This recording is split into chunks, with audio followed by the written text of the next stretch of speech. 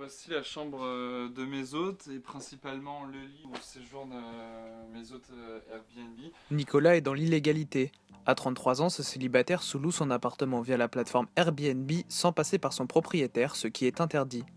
Commercial, il n'est chez lui que le week-end et laisse son logement parisien à disposition toute la semaine. Pour être en règle, Nicolas devrait avoir l'accord de son propriétaire. Mon propriétaire m'a dit je ne suis pas d'accord du tout. Donc officieusement, on va dire que je lui en ai parlé. Quand je me suis inscrit, je m'attendais qu'on me demande des justificatifs du type imposition sur impôt sur le foncier, etc. Mais on ne m'a pas demandé aucun justificatif. Donc du coup, je me suis inscrit sans aucun problème, ce qui m'a permis depuis un an de rentabiliser un peu mon appartement. Sous-louer illégalement son appartement lui rapporte chaque mois plus de 1000 euros, ce qui lui permet de payer son loyer, mais aussi de mettre de l'argent de côté. Comme lui, ils sont de plus en plus à Paris à s'inscrire sur le site Airbnb. La plateforme américaine, créée en 2008, propose plus de 800 000 annonces réparties dans 196 pays. Au moment même où trouver un logement dans la capitale relève de l'exploit, les appartements parisiens connaissent un succès flamboyant. Facile et rapide à louer, il suffit de mettre son annonce en ligne. Les touristes n'hésitent plus à réserver sur le site et même parfois à échanger leur appartement. Airbnb concurrence les chambres d'hôtes mais aussi les hôtels grâce à des prix attractifs et à un très large choix de logements. Du côté d'Airbnb, c'est simple, on profite de ce système. Souhaitant les confronter au problème de la sous-location illégale, nous avons à de nombreuses tentatives demandé des interviews.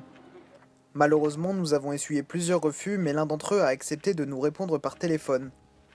Même si la plateforme revendique le fait qu'il faut obligatoirement l'accord du propriétaire pour mettre son appartement à louer si on n'est pas locataire, rien n'est fait pour que tout cela soit vérifié.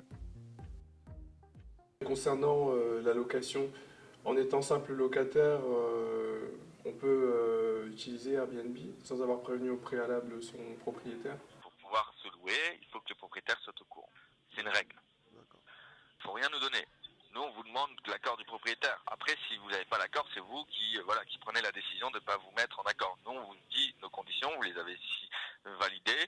Et maintenant, après, si le propriétaire le voit et que vous n'avez pas, il peut vous dire d'arrêter, quoi, tout simplement.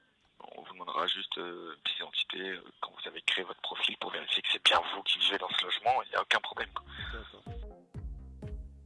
L'entreprise, qui paye déjà très peu de taxes en France, jouit surtout d'un manque de législation autour d'elle. Depuis 2009, seule une personne a été condamnée pour sous-location illégale. C'était en 2014. Un propriétaire parisien s'était rendu compte que son locataire sous-louait son appartement sans son accord. Il a donc décidé de l'attaquer en justice, mais le juge a eu du mal à rendre sa décision et a dû faire jurisprudence. Il va rembourser ce qu'on suppose être son bénéfice. Tout ce qu'il a pu percevoir de ses sous-locations. Il le devra au bailleur. Donc là, on suppose qu'il a pu percevoir ça. Il l'a peut-être même pas perçu. Mais néanmoins, il est condamné. Les 13 000 euros, il faut qu'il les paye. Alors qu'il a peut-être perçu 5 000. En fait, c'est comme s'il y avait une sorte de vide juridique autour d'Airbnb où très peu de litiges sont recensés. L'État français tente d'ailleurs d'y remédier. Avant le 27 mars 2014, tout locataire ayant signé un bail pour un logement non meublé pouvait sous-louer son logement sans l'accord préalable de son propriétaire. Mais si le bail a été signé après ce 27 mars 2014, l'accord du propriétaire est obligatoire. Les personnes possédant des chambres d'hôtes, elles, n'ont pas à se poser toutes ces questions. Dans le 11e arrondissement de Paris, rue de Charonne, Libera Pilinelli croule sous les demandes d'invités qui souhaitent résider dans sa chambre.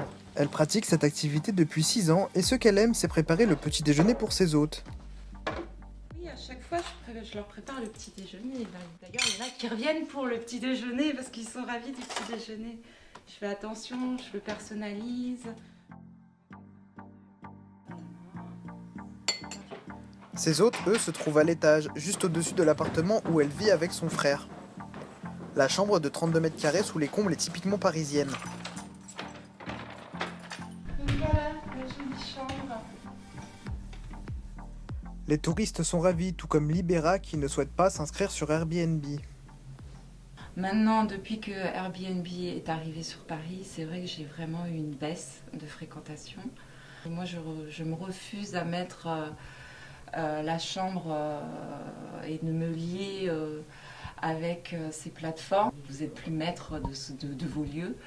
Et voilà, c'est pas la chambre d'hôte pour moi. Pourtant, c'est bien une des seules qui ne cède pas encore à la tentation. Car aujourd'hui, même des agences immobilières mettent les appartements dont elles disposent sur Airbnb.